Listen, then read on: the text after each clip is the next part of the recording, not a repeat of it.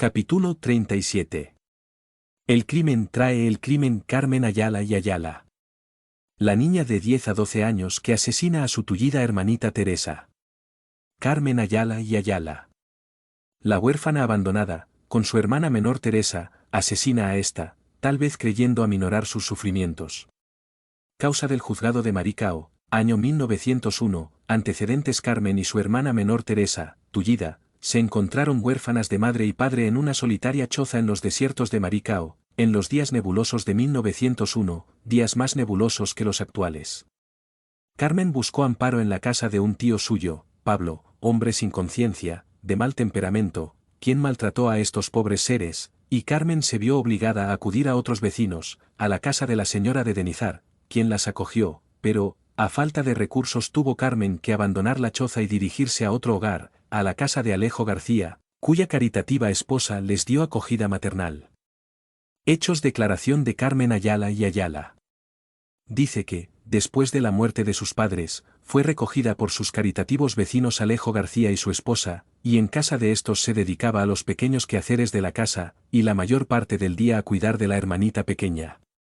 Que ayer por la mañana salieron para el río los esposos García, quedando ella sola en la casa con su hermana, y la noble señora le encargó que se entretuviese en recoger unos granos de café del suelo y que atendiera a la niñita hasta que ellos regresaran al obscurecer. Habiéndose marchado aquellos, fue la Dicente a los cafetales, y allí le asaltó la mala idea de asesinar a Teresa, idea que hacía 3 días la impulsaba, resistiéndola, y tal fuerza tuvo la sugestión que ese día corrió hasta la casa donde aquella estaba y al llegar, la declarante se echó a llorar arrepentida. Volvió al cafetal y la idea de matar a su hermanita volvió a perturbar su cerebro, hasta el extremo de impulsarla a cogerla y tirarla dentro del estanque de agua cercano a la casa. Mientras tanto, corrió a hacer el hoyo para enterrarla, tan pronto se ahogara.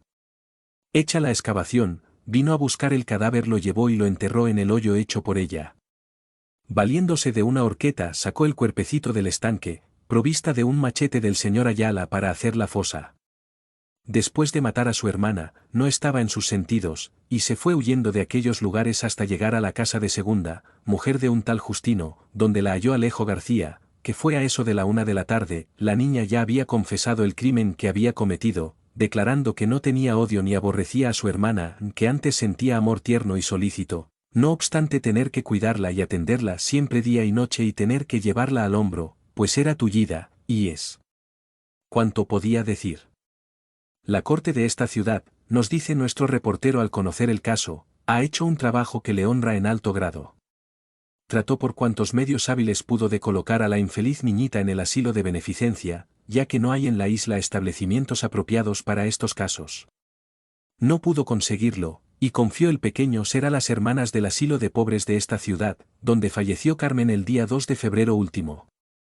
Nuestro reportero desea confiar el caso a los pensadores, en particular a los espiritistas, para que den una explicación al público hambriento de luz.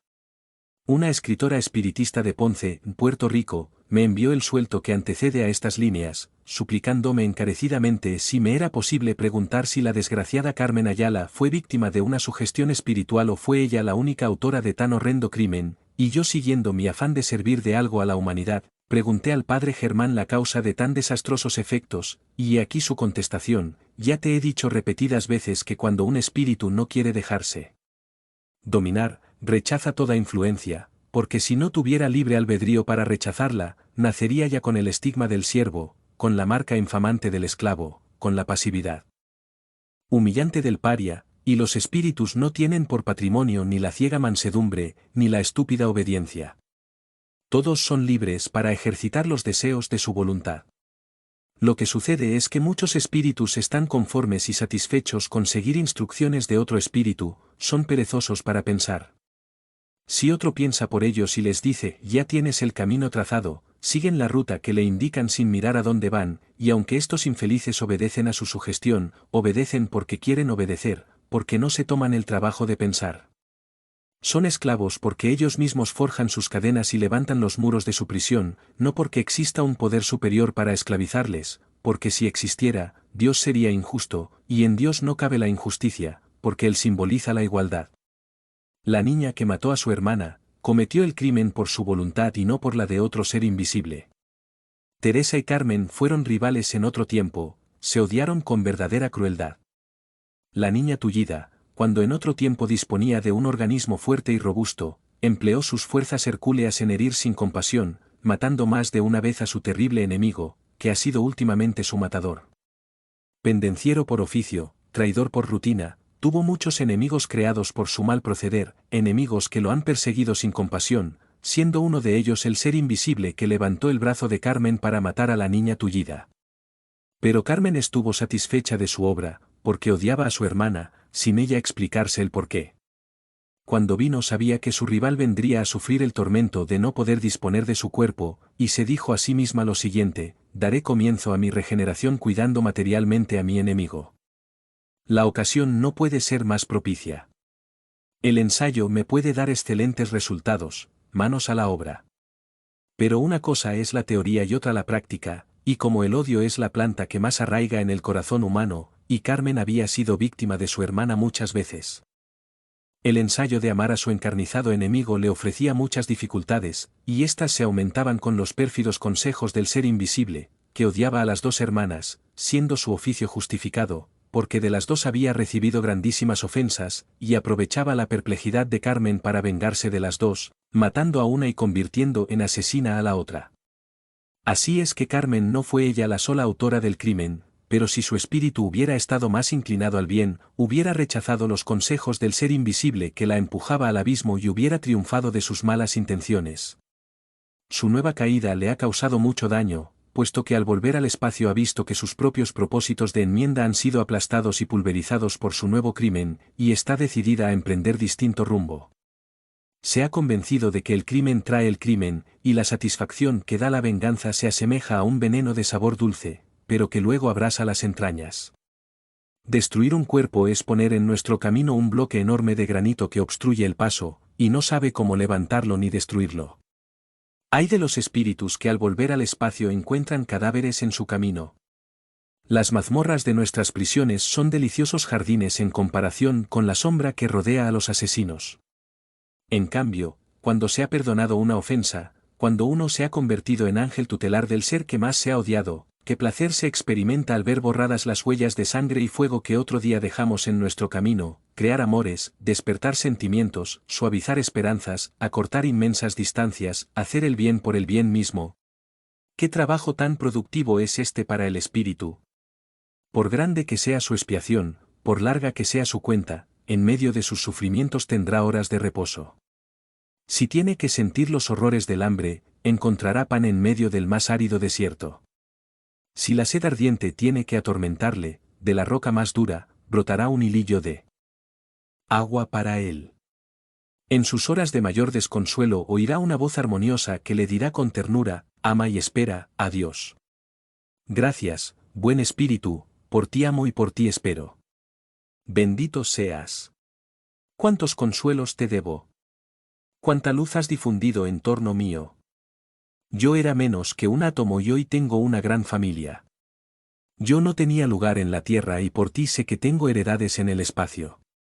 Yo no poseía un céntimo y por ti tengo mi caja de ahorros en los que son más pobres que yo. Bendito, bendito seas. Capítulo 38. ¿Dónde? Hace pocos días, encontrándome en mi gabinete muy atareada arreglando papeles, me entregaron una tarjeta de Inés de Leiva, en la que con letra microscópica, vi escrito lo siguiente: le ruego me conceda algunos momentos de atención, sufro tanto, son muchos los seres afligidos que vienen a mí en busca de consuelo. Así es que aquella petición no me sorprendió, pero sí me conmovió a pesar de estar tan acostumbrada a súplicas semejantes.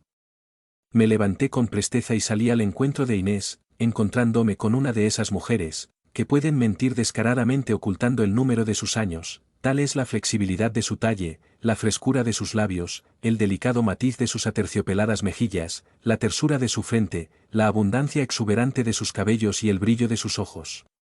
Ver a Inés y sentir por ella inmensa simpatía fue obra de un segundo. Estreché su diestra entre mis manos y rodeando después con mi brazo su esbelta cintura, la hice entrar en mi aposento y sentarse en un sillón con el tierno cuidado con que se trata a los niños enfermos. Inés me miró dulcemente exclamando conmovida: no me han engañado al decirme que era usted muy cariñosa. Sí, con los que sufren, porque los considero de mi propia parentela, mas, aunque todos somos hijos de Dios y pertenecemos a la gran familia humana, confieso ingenuamente que a los poderosos y a los felices los conceptúo parientes tan lejanos, que no siento nada por ellos, hablan un idioma que no entiendo. En cambio, a los desheredados, a los oprimidos, a los que calman su sed con su llanto, me basta verlos para quererlos, me interesa vivamente su infortunio y trato de averiguar por qué sufren, conceptuando que su historia es la mía y su esclavitud es mi esclavitud. Me dice usted en su tarjeta, que sufre mucho, conozco perfectamente que no ha exagerado y espero la relación de sus desgracias, no con la curiosidad y el interés, hasta cierto punto egoísta, del escritor que busca un buen asunto para una novela histórica, no, sus penas me conmoverán y tomaré parte de ellas. ¿Por qué? No lo sé. ¿Nos habremos conocido antes en esa eterna vida del espíritu? ¿Comenzará hoy un afecto nacido quizá de la semejanza de nuestro destino? Inútil es por ahora pretender averiguar las causas de nuestra mutua simpatía, y digo mutua, porque sus ojos me dicen, que yo le inspiro el mismo atractivo sentimiento que usted acaba de inspirarme.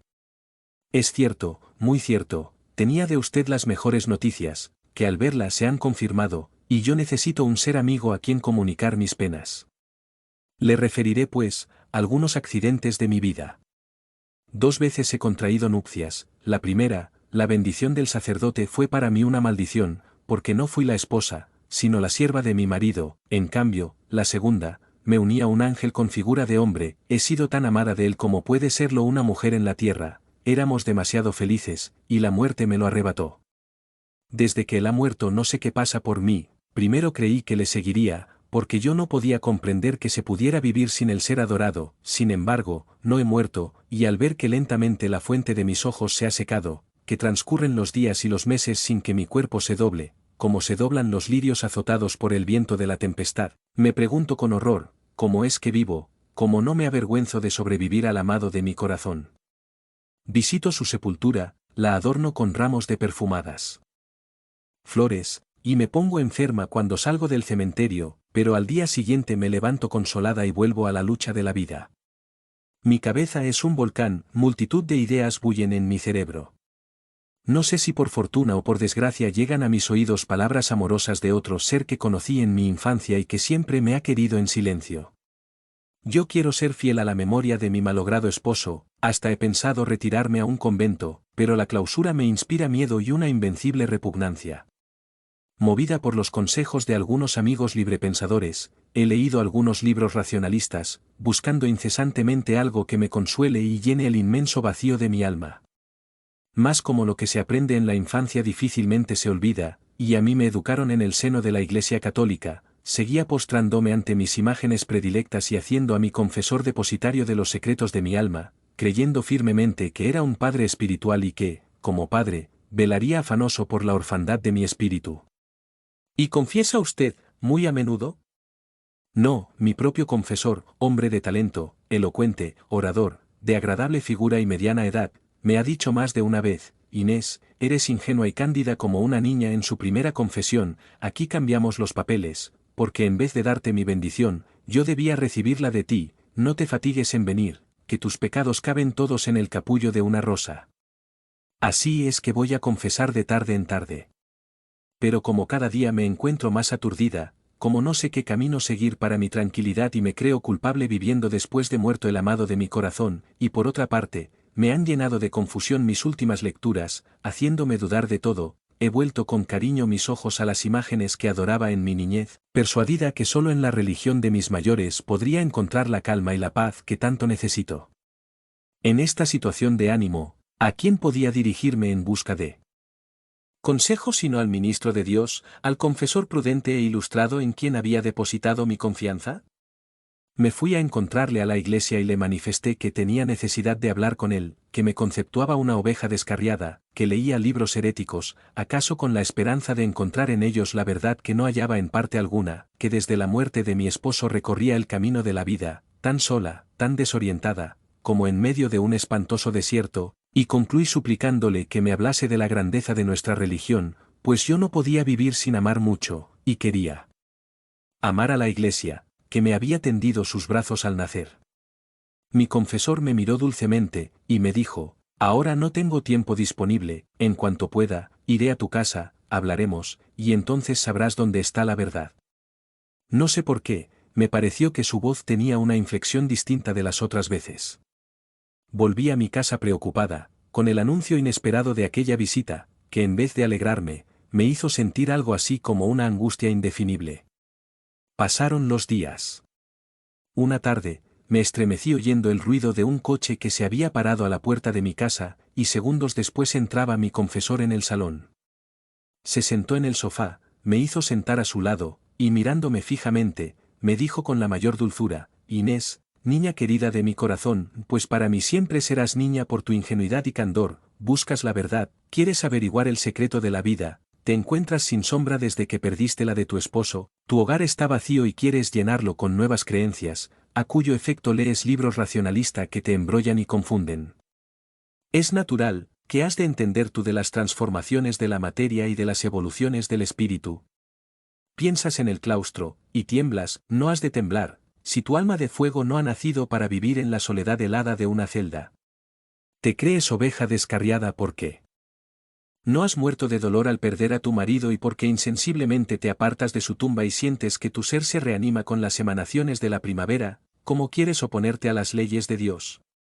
¿Tienes acaso tú la culpa de que tu organismo esté animado por la savia de la juventud y de la vida? Inés, tú deliras, tú vives fuera de la órbita en que estás acostumbrada a vivir, y como viajero perdido en populosa ciudad, no sabes a dónde dirigirte para encontrar cómodo alojamiento. Miras al pasado, tu imaginación descubre la torre de la iglesia donde recibiste el agua del bautismo, y recordando el altar de la Virgen que en el mes de mayo adornabas de flores, quieres retroceder y postrarte ante la imagen que adorabas en tu infancia. Inútil afán, hija mía. No se siente lo mismo en la edad madura que en la niñez. Me pides que te hable de la grandeza de la religión para amar a la iglesia en cuyo seno naciste, vano es tu empeño, todas las religiones, no lo dudes, son los juguetes que entretienen la infancia de las humanidades, cuando éstas llegan a mayor edad, dejan los santos de barro, los templos de piedra, levantan estatuas a la libertad iluminando al mundo, hacen observatorios astronómicos, ensanchan la esfera de su actividad, y sienten por las religiones lo que el hombre por los soldados de plomo o los teatros de cartón que le encantaron cuando niño. Padre, ¿qué está usted diciendo? La verdad, hija mía, la verdad. Tú no necesitas para vivir tranquila ni credos religiosos, ni nuevas filosofías, lo que a ti te hace falta es encontrar un hombre que te quiera y te comprenda como yo te quiero, y te comprendo, que te ame como yo te amo hace mucho tiempo, con todo mi corazón. ¿Qué está usted diciendo, padre? Habla usted de una manera que me asusta. No sé si entiendo mal, pero a su lado no me encuentro tan tranquila como otras veces, su mirada no es la del padre que vela por el reposo de su hija. Ay, Inés. Harto tiempo te he ocultado mis sentimientos. Respeté tu dolor. Cuando me dijiste que tu marido estaba en peligro de muerte, enmudecí cuando volviste a decirme que te habías quedado sola en el mundo, te miré, y al verte con tu manto de luto, con tus ojos enrojecidos por el llanto, con tus mejillas pálidas como el marfil, me pareciste más hermosa y más conmovedora que nunca, tu dolor humano hablaba a mi espíritu con el lenguaje del más puro sentimiento, desde entonces te llevo fotografiada en mi cerebro, cuando miro las imágenes de las dolorosas, por más que aquellas representan un dolor divino, no logran conmoverme como tu dolor y tu inmenso desconsuelo. Yo te amo, Inés, yo te amo porque me has dejado leer en tu alma sin ocultarme un solo pensamiento. Eres tan buena, tan casta y tan pura. En ti hay tesoros todavía desconocidos, pues de los dos hombres con quienes te unió la iglesia, el uno fue un miserable, el otro un ser sencillo, y ninguno de los dos llegó a comprender la grandeza de tu alma y la delicadeza de tus sentimientos. Yo sí, Inés, yo te comprendo. Poseo los secretos más recónditos de muchísimas mujeres que pasan por honradas madres y fieles esposas, y sé que han prostituido su cuerpo al deleite y su alma a la vanidad, y al comparar su hipocresía y las debilidades generales de tu sexo, con tu ingenua sencillez y tu castidad inmaculada, te juzgo, Inés, si no por perfecta, al menos la más pura y la mejor de las mujeres que conozco, por esto amo tu alma y anhelo la posesión de tu cuerpo, que, en la tierra, la posesión es la realización legítima del amor. Ámame, Inés. El mundo me cree sabio, algo sé en realidad, y juro emplear mi sabiduría en hacer de ti la más dichosa de las mujeres de la tierra. Mi confesor calló, y ya era tiempo, porque me sentía ahogar de confusión y de vergüenza. Le había mirado siempre con el respeto con que se mira a un padre, había escuchado sus sermones con verdadero recogimiento entreviendo en sus palabras los resplandores del paraíso, le conceptuaba superior a los demás hombres, no viendo nunca en él más que el siervo de Dios, humilde, prudente, contrito, la frente orlada de luminosa aureola y la negra vestidura resplandeciente como la túnica de un santo. ¡Qué cruelísima decepción! El sabio sacerdote se convertía en un seductor vulgar, y su palabra evangélica en declaración amorosa. Al perder para siempre aquel padre espiritual y encontrarme con un hombre apasionado que me hablaba de la posesión de mi cuerpo, sentí tanta repugnancia, inspirándome tal aversión el amor mundano del ungido del Señor, que ocultando mi rostro entre las manos por no verle, exclamé con dolorido acento, Jesús, Jesús, ¿quién había de imaginarlo? ¿Dónde me refugiaré? En mis brazos, Inés, en mis brazos, replicó, no te asustes de pagar tu tributo a las leyes naturales. Eva y Adán lo pagaron en el paraíso y si ellos, con haber salido directamente de las manos de Dios, fueron débiles y cayeron, si todas las generaciones humanas que se han sucedido en la tierra han caído como la primera pareja, ¿cómo has de pretender que tú y yo nos sustraigamos a nuestra naturaleza humana? Buscaba en usted un puerto, le dije, y he encontrado un naufragio. Es usted un infame, salga inmediatamente de mi casa. Comprendió perfectamente la indignación de que me hallaba poseída, y como hombre, al fin, de talento, no insistió, se levantó dirigiéndome una mirada de despecho, y salió del salón pausadamente. El ruido del carruaje que se lo llevaba me pareció el del coche fúnebre llevándose el cadáver de un miembro de mi familia. Mi confesor había muerto para mí. Ya no existía el hombre tolerante y cariñoso, depositario de las confidencias de mi alma. Acababa de perder al que yo creyera mi más desinteresado y fiel amigo, mi más sabio y prudente consejero, el único que podría salvarme del naufragio en el oleaje de la vida. ¿Dónde reclinaré mi cabeza? Me preguntaba en la orfandad de mi espíritu. Y esta misma pregunta le dirijo a usted, ¿dónde reclinaré mi cabeza? ¿Dónde? En usted misma, Inés. ¿En mí misma? No lo entiendo.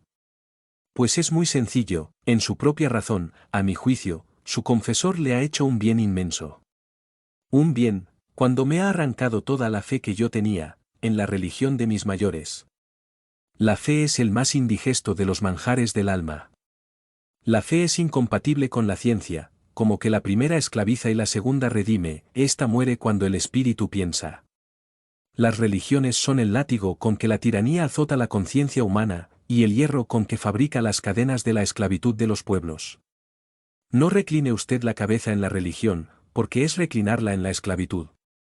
Ya ha visto usted que los sacerdotes son hombres como los demás, generalmente peores que los demás, porque condenados a no sentir los goces de la familia, que son los más dulces y los más santos, sus sentimientos se truecan en volcánicos apetitos, en desbordamientos contranaturales que los convierten en monstruos. Felizmente, desde hoy ya no será usted católica, porque ha conocido el catolicismo por boca de uno de sus más sabios y virtuosos sacerdotes.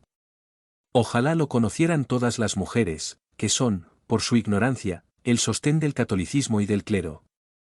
Y puesto que su padre espiritual ha muerto, busque usted otro consejero más sabio, más desinteresado y más noble. ¿Dónde hallaré este consejero? En el estudio, que es el consejero que la naturaleza ofrece a la criatura racional. Él nos enseña que hay otros mundos además del planeta que habitamos, y otras humanidades que los pueblan, hermanas de la humanidad a que pertenecemos nosotros. Mundos y humanidades, somos los viajeros eternos del espacio. El estudio le dirá, que Dios no puede haber creado cielos para los predestinados e infiernos para los réprobos, porque todos somos hijos suyos, y no hay réprobos ni predestinados. El estudio le abrirá nuevos y dilatados horizontes, caminos anchurosos, vías espléndidas sin término. ¿Dónde reclinaré la cabeza? Pregunta usted, ¿dónde hallará mi alma la verdad? Levante usted su mirada a los astros que surcan los océanos del éter, y ellos le revelarán lo que ninguna religión ha revelado, que la verdad comienza en la libertad y termina en el infinito.